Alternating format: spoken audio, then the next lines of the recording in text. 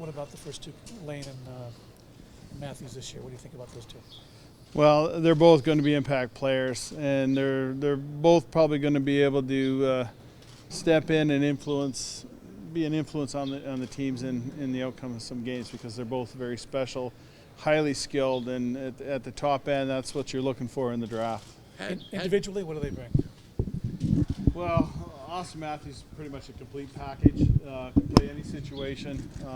He's got all the intangibles, all the skills and assets. Patrick Line is a little bit more of the power forward scoring machine, and he can score from almost anywhere. So you're getting more of a Brett Hull type of a scorer in him. Had Matthews been born 2 days earlier, where would he have ranked in last year's draft? Where would you have had him, you think? Well, it would have been the three of them we'd have been talking about last year. He's in that echelon? Yeah, he'd been up there with McDavid and Eichel for sure. How many players in this draft can play next year in the league? You think? I don't normally like to go there with that, because I don't know that it's a league ball. for 18-year-olds. But we've got, if they're good enough to make the team out of training camp, then they're good enough. And every year there seems to be 4 or 5 players that fit that category. They're not necessarily the first 4 or 5 players drafted, and we'll see in September. What are the stresses of this week like for these kids, right? Not just what they're going to do tomorrow, but talking to all the teams and learning to deal with us. I wouldn't call it stress. I'd say just apprehension. They know it's coming. The junior clubs, the agents, our staff, the NHL staff, we do a lot to prepare them in advance for this. I think everybody does a good job for it there, but I know that they're glad when it's over, but I think for the most part they really enjoy the week, and it's for a lot of them it's just get used to it. This is what it's all about. Prospects are hyped a lot more now, but McDavid, Eichel, Matthews, Line, these are legitimate guys. What does it say about the development of young players now that so many high-end guys are being developed like this back-to-back years? Well, I think it just bodes well for the game, the development of the game at the grassroots level, all the way up. There, like you said, the draft lottery, the combine, it's become more and more open to hockey fans, where they follow it. They want the information on these young players, and they are the future stars of our game. So it's something that, like I said, it's just become part of the cycle of the hockey season. What did it prove to you that Austin was almost not out of sight, but not entirely out of mind, to go to Switzerland, play pro, and put up the numbers that he did? He lived up to expectations, is the way I would phrase it. Going over there was an option for him, which he exercised. I think what everyone, they didn't know, no one was going to say what happened, but that he'd be one of the best players in the league, one of the top scorers in the league. That certainly wasn't expected. It wouldn't be of any 18-year-old. But the fact that he went over there and had success, I don't think that surprised anybody that's been watching it for the last couple of years. How about the line coming on in the spring? Have you ever seen an 18-year-old have a spring like he had, an MVP, finished playoffs, MVP, champion? Well, that's not surprising. And the fact that he went in there and he has the confidence to step into that situation and do that, because Puljujärvi came over and stepped in on the U18 team at the last minute there and impacted there as well. So these caliber of players, they've got the skills, the attributes, but they've got the confidence to step into those situations. We haven't seen a goalie go high in a long, long time. I think Carey Price at 5 was the last. I might be wrong there, but what is it about goalies that maybe you can't measure as 18-year-olds? Well, it's really the most important position, but arguably it's the hardest position. And just the development process does take a little bit longer. The goaltender, they have to play. And a lot of times at this age, they're not the number one goaltender on the team. So they don't necessarily get the quality ice time here. But they're still 18 years old. And if you do a quick study of the top goaltenders in the league, just look at it based on salary, a lot of them weren't high picks in the draft. It's just a very difficult position for someone to grasp. What do you say about, is this an anomaly of a year in which there's so few top Canadian prospects, among the projected top 10 players? Well, it's certainly going to be interesting to see when the first Canadian-born player gets drafted. But I think these things do go in cycles, so I don't think it says anything. There's just good players. They come from everywhere.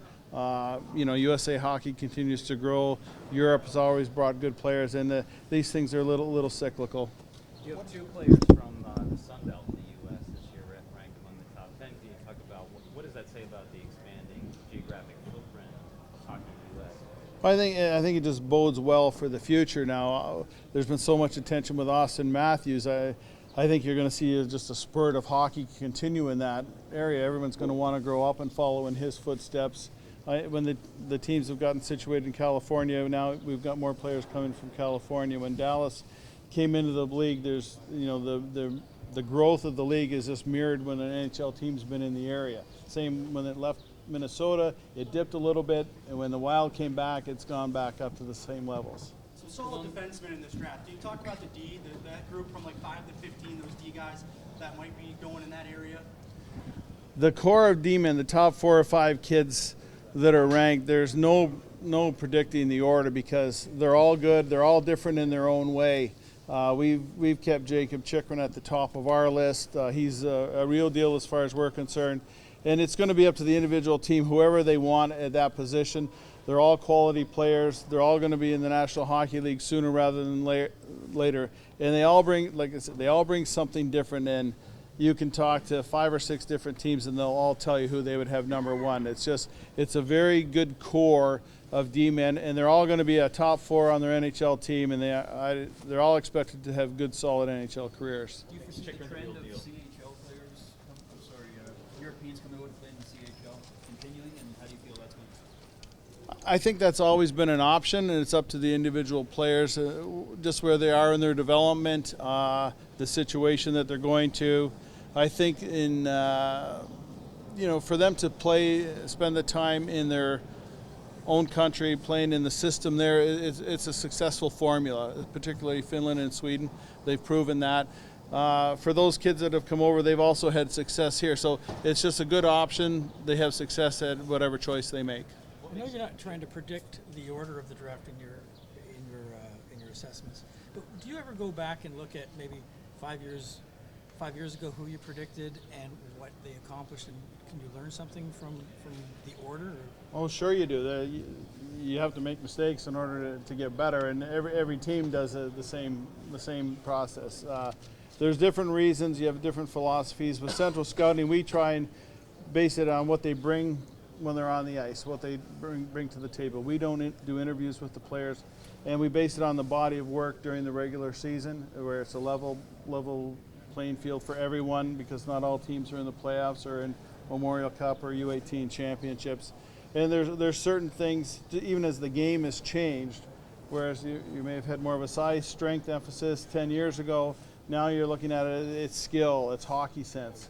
And the speed of the game has changed the way you view players. So the smaller players now are getting that opportunity, and they're seizing that opportunity. So yeah, you change it as it goes along, but you've got some kids at 17 and 18. It's very difficult because some of them are still 16 years old, mature-wise.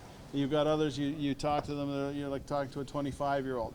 So it just takes that extra couple of years. So like 2 years after the draft is the best time to assess whether or not your list was good or not. And this is what we try and focus on. When we get together at the summer camps, we'll go 2 years back and say, what would we have done differently? What did we see that we should have saw, or what were we correct on? And then that's called experience. I've heard somebody say that London Knights in the first round, maybe 2 more in the top 75. Can you remember a team that had so many top draft eligible players in there? Sorry, I didn't hear the first part of the question. Oh, you can have 4 London Knights in the first round and a couple more in the top 75. Can you remember a team that had so much top end talent all at one time? Well, Halifax had a couple at the top end a couple of years ago, and again, some of these things are cyclical, but just London, to have a team in the Memorial Cup for so many years in the past few years, that's an anomaly because typically they go through a rebuilding process. So they've come up with a formula and a way to run their franchise where they just keep it coming. Where are you with, you mentioned talks with the Sabres in the NHL about keeping this combine here in Buffalo?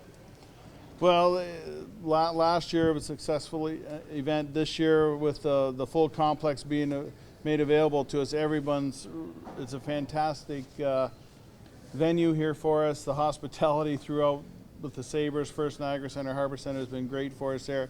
We are going to be sitting down and talking with them just about, we have to do a new financial deal. It was a two-year deal, so we are going to sit down and talk to them, see what their interest level is, and then we'll go back to the National Hockey League and make their decision sooner rather than later, as far as I hope. The draft's not very deep after, so I hear, from 15 or 25 on or whatever. There's a lot of kind of flip a coin at 75 or 120.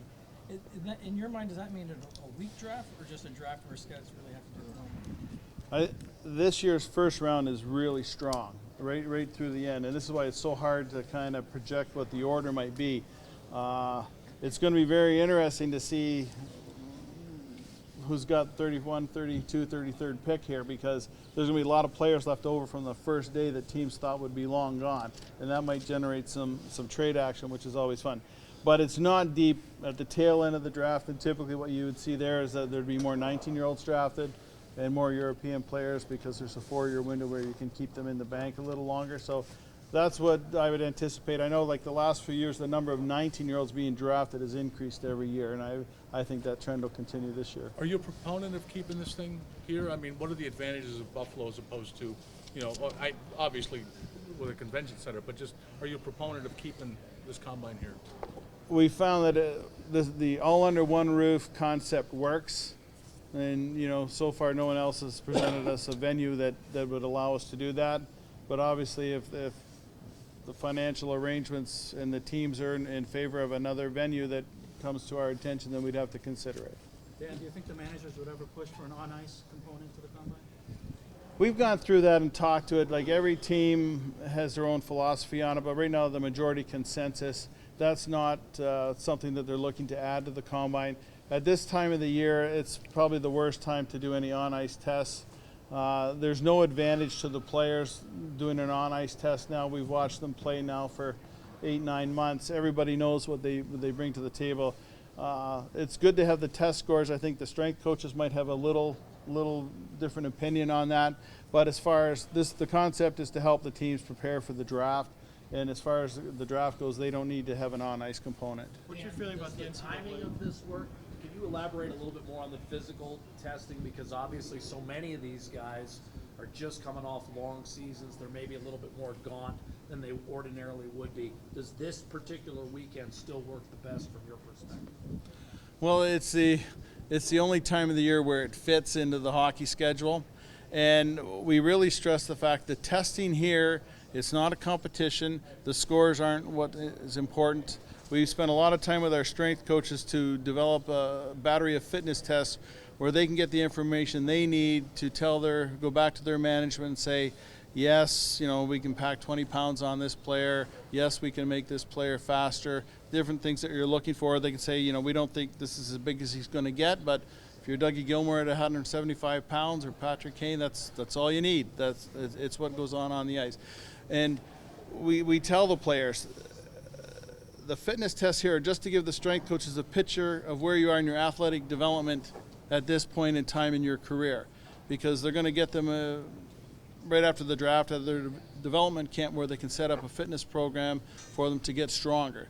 So it doesn't matter that if you played in the Memorial Cup or at the World Championships or if your team finished 2.5 months ago. Obviously, those players that had the time to train have trained to prepare for this.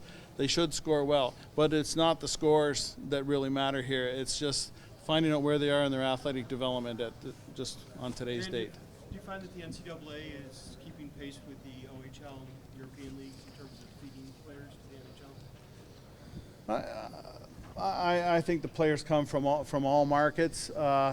Just what happens here is some of the late birthday players end up going to the NCAA because they're not draft eligible yet. But for the most part, they're taken ahead of time. But they're taken when they're draft eligible, meaning they're playing junior, high school, whatever.